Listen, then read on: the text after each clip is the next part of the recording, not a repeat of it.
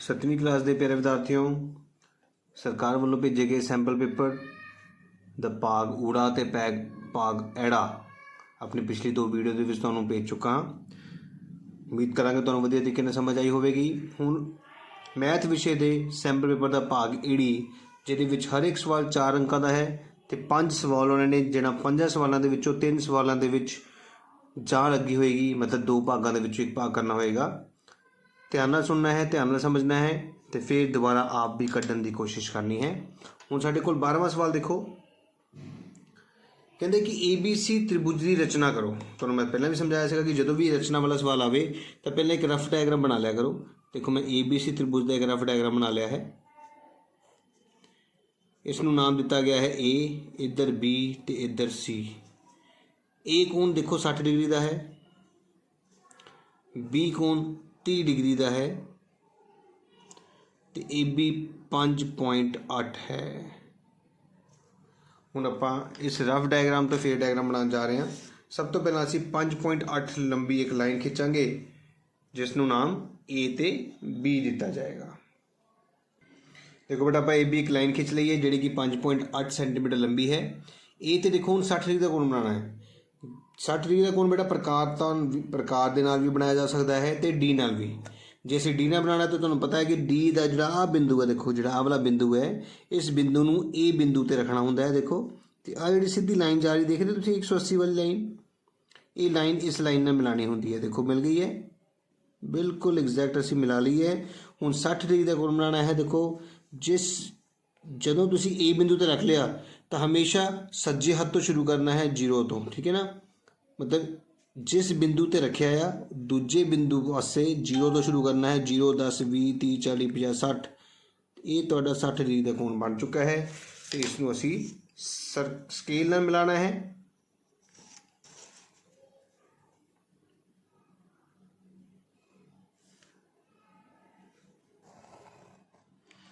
तो ये साडा 60 डिग्री का कोण तैयार है बेटा, जिहड़ा कि असी D दे नाल बनाया है। हुण असी B ते 30 डिग्री का कोण बनाना है।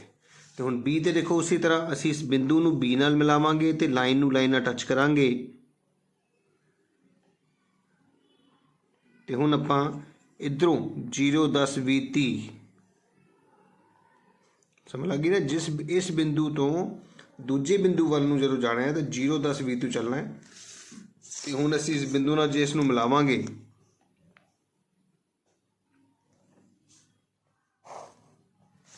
तो ये साढ़े को 30 डिग्री का कोण बन गया।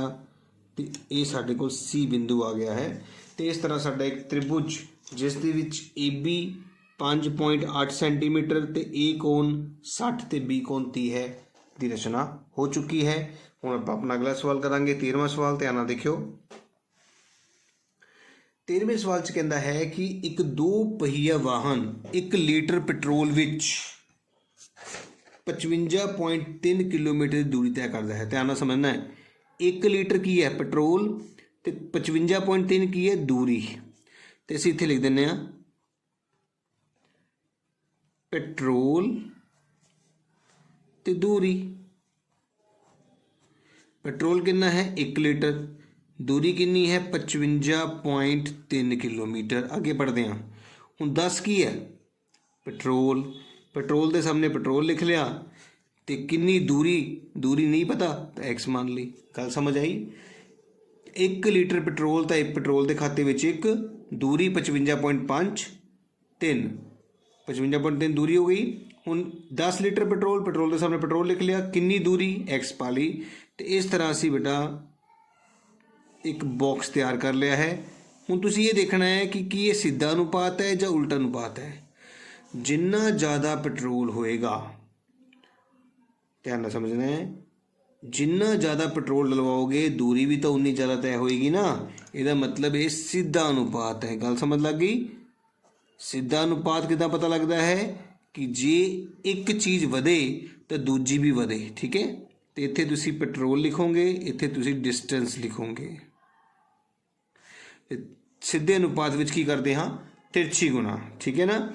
1 गुणा x आ गया, 55.3 नूं 10 नाल गुणा करनी है तो एक्स आ गया 553 बटा 10 गुणा 10 कट्टे गए तो एक्स आ गया 553 किलोमीटर। आंसर भी आ गया बेटा। तो बहुत ही सौखे ढंग नाल असीं 13वां सवाल कंप्लीट किया है। बस ध्यान नाल क्वेश्चन नूं पढ़ना है तो इस तरह एक डब्बा बनाना है बस। उस तो बाद जे सीधा नूं पता तो तुसीं क्रॉस मल्टीप्लीकेशन करनी है। हुण 13वें सवाल दे विच बेटा जां पार्ट भी है, ध्यान नाल देखना है। हुण देखो जां पार्ट दे विच की कह रहा है। 13वें सवाल का जां पार्ट है मिलान करो। बहुत ही सौखा है बेटा। देखो पैसे दो पैसे वाले क्वेश्चन ने, एक 7 है एक 235 है। तुम इधर देखो 7 ते 235 रुपये मतलब बिल्कुल साफ पता लग रहा है। देखो 7 पैसे इतने कितने भी 7 पैसे का मतलब यही हो सकता है। जे असीं ध्यान नाल देखिए तो यही 7 पैसे बनणगे। 235 पैसे 2 रुपये 35 पैसे ही बन गए। 25 मिलीलीटर 10.5 या 2.5, 25 तो 2 ते 5 नाल ही बनता। तो 105 10.5 बिल्कुल सही। इस तरह असी बहुत ही सौखे ढंग नाल बिना कुछ किए मिलान करो कर सकते हैं। 7 पैसे 0.07, 235, 2.35, 25 mm, 2.5 सेंटीमीटर ते 10.5। तो ये तो सिर्फ रकमां नूं देख के असी कर लिया, क्वेश्चन सॉल्व करने की लोड़ ही नहीं पई। 14वां सवाल 14वें सवाल कहना किसी क्विज के 3 राउंडा टीम ए वालों इन्ने रन प्राप्त किए गए, टीम बी वालों इन्ने रन प्राप्त किए गए, किहड़ी टीम ने वध अंक प्राप्त किए। तो कि असी कह सकते हैं कि संपूर्ण संख्यावां नूं किसी भी क्रम में जोड़िया जा सकता है। ध्यान नाल देखियो। In a quiz team A scored this marks and team B scored this marks in 3 successive rounds which team scored more. किस टीम ने ज़्यादा मार्क्स प्राप्त किए। असीं दोनों के मार्क्स पता कर लेने, टोटल कर लेने, फिर पता लग जाएगा कितने मार्क्स ज़्यादा प्राप्त किए। Can we say that we can add integers in any order. फिर आप दसांगे कि इन्हों किसी भी ऑर्डर में जोड़िया जा सकता सीगा। बिल्कुल सही, इंटीजर नूं किसी भी ऑर्डर में जोड़िया जा सकता है। हाँ बेटा 16वां सवाल देखो। हुण मैं लिख लिया कि टीम ए द्वारा प्राप्त अंक। देखो टीम ए ने कितने प्राप्त अंक किए, -40, 10 ते 0। तो -40 पहली जिहड़े देखो 3 राउंड सीगे ना। पहले राउंड च -40, दूजे च 10, तीजे च 0। तो मैं जोड़ की तो 0 का तो कोई मतलब ही नहीं, छड्ड दो। 40 माइनस दा ते 10 प्लस दा, प्लस माइनस माइनस हो गए, 30 रह गए, वड्डी रकम दा सीन माइनस दा लग गया। टीम बी ने प्राप्त किए अंक सीगे 10, 0 ते -40, 10 जमा 0 जमा -40, 10 0 का लोड़ ही नहीं, प्लस माइनस माइनस होंगे ने। तो फिर वही 10 प्लस दे 40 माइनस दे माइनस दी आ गए। यदा मतलब टीम ए तो टीम बी दोवां ने बराबर अंक प्राप्त किए। मैं लिखता दोवां टीमां ने बराबर अंक प्राप्त किए। फिर उन्हें पूछा सीगा कि असीं कह सकते हैं कि संपूर्ण संख्यावां नूं किसी भी क्रम में जोड़िया जा सकता है। देखो अंक सीगा -40, 10 ते 0, इधर भी -40, 10 ते 0, लेकिन असीं जोड़िया वखरे वखरे तरतीब वांग है। पहला 40 पहला सीगा, इत्थे 40 बाद विच है, लेकिन आंसर बराबर आए ना। यदा मतलब असीं कह सकते हैं, हाँ असीं कह सकते हैं कि पूर्ण संख्यावां नूं किसी भी क्रम में जोड़िया जा सकता है। सेम इसी तरह इंग्लिश मीडियम वाले बच्चे लिखणगे टीम ए ने स्कोर किया इन्ना, टीम बी ने स्कोर किया इन्ना। सेम कैलकुलेशंस बेटा। Both team scored equal marks and yes we can say that कि integers are added in any order. इस तरह साडा 14वां सवाल जिहड़ा बेटा वो कंप्लीट हो गया है। हुण इसदा असीं जा पाठ करांगे, ध्यान नाल देखियो। बेटा 14वें का जां पार्ट है कि 10 प्रश्नों वाले एक टैसट विच हरेक सही उत्तर लिए 5 अंक दिते जाते हैं तो हरेक गलत उत्तर लिए -2 अंक दिते जाते हैं तो ना कोशिश करने वाले प्रश्नों लिए 0 दिता जाता है।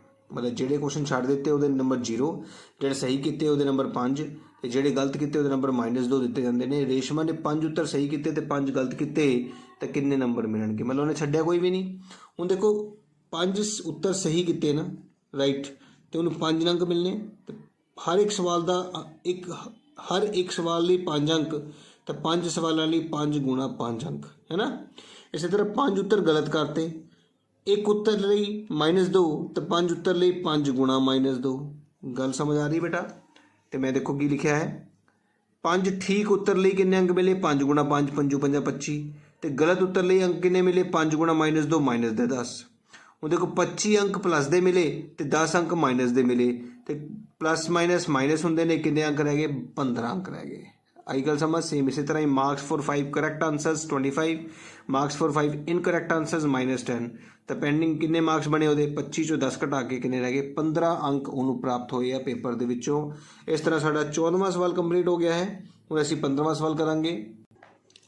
ਹੁਣ ਸਾਡੇ ਕੋਲ ਸਵਾਲ ਹੈ 2 ਬ੍ਰੈਕਟ ਦੇ ਵਿੱਚ x ਜਮਾ 4 ਬਰਾਬਰ ਹੈ 12। ਤੁਹਾਨੂੰ ਮੈਂ ਪਹਿਲਾਂ ਸਮਝਾਇਆ ਸੀਗਾ ਕਿ ਜਦੋਂ ਇਸੇ ਘਰ ਦੇ ਬਾਹਰ ਕੋਈ ਮੈਂਬਰ ਖੜਾ ਹੈ ਤੇ ਸਭ ਤੋਂ ਪਹਿਲਾਂ ਇਸ ਮੈਂਬਰ ਨੂੰ ਘਰ ਦੇ ਅੰਦਰ ਜਾ ਕੇ ਗੁਣਾ ਕਰਨੀ ਹੈ। 2 ਜਾ ਕੇ ਗੁਣਾ ਕਿਹਦੇ ਨਾਲ ਹੋਏਗਾ, x ਨਾਲ, ਕੀ ਬਣ ਗਿਆ 2x, ਫਿਰ ਸਾਈਨ ਪਲੱਸ ਦਾ, ਫਿਰ 2 ਚਲਾ ਗਿਆ 4 ਦੇ ਕੋਲ, 2 ਚੌਕਾ 8 ਬਰਾਬਰ 12। ਆਈ ਗੱਲ ਸਮਝ, ਪਹਿਲਾ ਸਟੈਪ ਕਲੀਅਰ ਹੋ ਗਿਆ ਤੁਹਾਨੂੰ।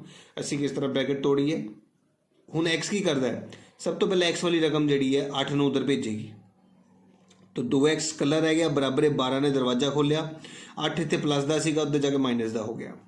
हुण 12 के विचों 8 घटाए रह गए 4, तो हुण x कितना पता करना, x ने 2 उधर भेजना है, 4 ने दरवाजा खोलिया, 2 गुणा कर रहा सीगा ते भाग करेगा, तो 4/2 कितना हुंदा सारिआं नूं पता बेटा 2।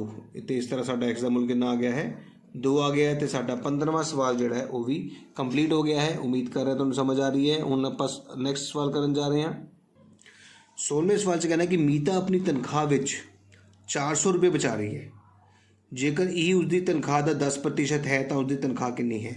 मीता save ₹400 from her salary, if this is 10% of salary, what is her salary. मान लो तनख्वाह कितनी है, x है, ठीक है। देखो बेटा लिख लिया कि मान लो तनख्वाह x है, तो उसने की किया तनख्वाह दा, देखो ना तनख्वाह दा 10%, मतलब x दा 10%, x दा 10% कितने बराबर है 400 रुपये के। 10% तो थले 100 लग गया, दा गुणा 0 कट्टी गई, थले 10 बच गया, 10 ऊपर चला गया, 400 नाल गुणा होने लई 4000 साडा आंसर आ गया। सेम इसी तरह ही इंग्लिश वाले बच्चे लिखणगे सैलरी x मान लीए तो 10% of salary, salary x money गई 10% ऑफ x कितने बराबर है 400 के। तो आप बिल्कुल सेम कैलकुलेशनस कीतियां ने।